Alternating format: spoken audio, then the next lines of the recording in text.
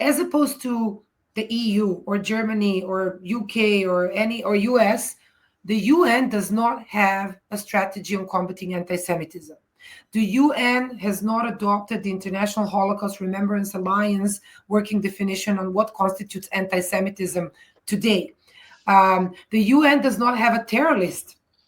I mean, think about it for a second. So how, this is how Palestinian terror-affiliated NGOs were allowed to lobby UNICEF for years to put IDF on the same blacklist with Boko Haram and Daesh for allegedly abusing children's rights in arms conflict. This is UN to you, and this is UNICEF. We're not talking UNRWA.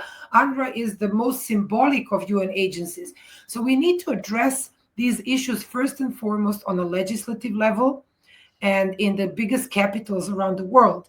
And the governments need to mobilize themselves with guts, with courage, pulling out funds from UNRWA and from the Human Rights Council, like a step that was made by the US government, right, is the only way to go. Because the only language that these institutions understand is less money.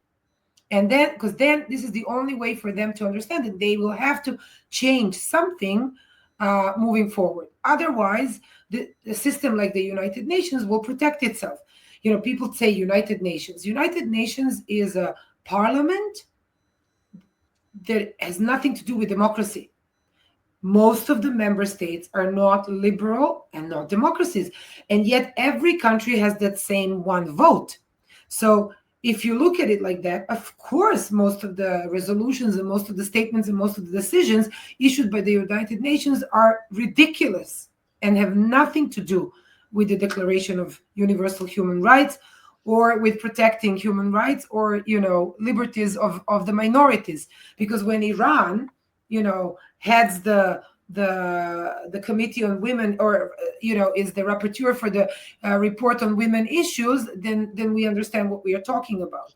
So I think we have to insist on governments in the international community, in the developed world, right, to go back to the basics and set the lowest common denominator that must not be crossed.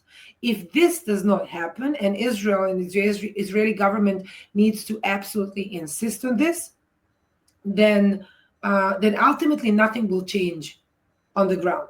Because the minute, and I think it's important to understand what will come soon. The minute that international delegations and journalists are allowed into Gaza, the starvation campaign will look like a walk through the park. I am sure that there will be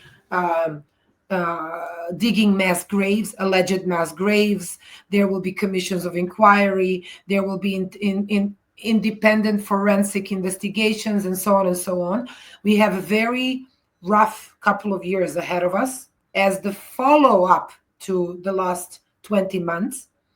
And the fact that Gaza was sealed, right, for anyone from the outside for obvious reasons. It's a war zone.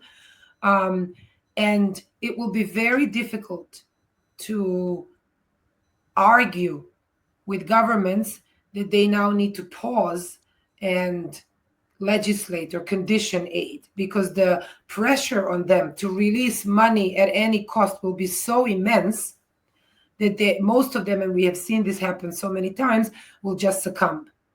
I've been arguing that this needed to happen 15 months ago. These conversations needed to have started, right, a while ago, because these processes also take time. It's a cumbersome legislative and policy process to change some policies on the ground.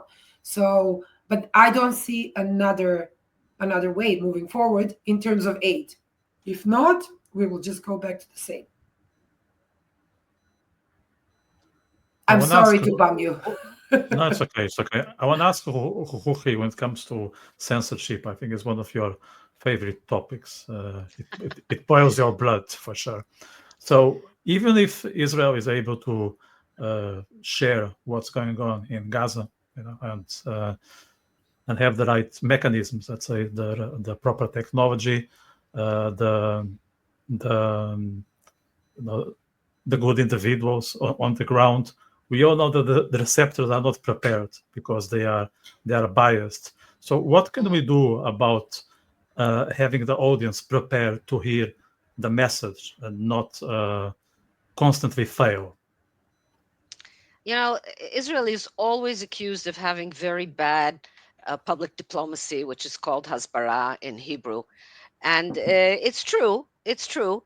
But, it's very, very hard to fight um, people who for whom the truth doesn't matter at all. So we always try. People are always complaining. For example, let's take the example that happened in the war, at the beginning of the war, when that hospital was supposedly bombed by Israel, and supposedly 50 people were killed, and then it turned out that very few people were even hurt, and it wasn't Israel at all. It was a failed missile of the Hamas that hit the hospital, and so on and so forth. But it took the IDF spokesman, I don't know, 4 or 5 days to respond. Why? Because it had to um, investigate to make sure that it would be telling the truth, and it's impossible. It's an impossible situation when you are trying to tell the truth and nobody gives you the credit for that, and they're immediately the accusations, what we saw with the New York Times.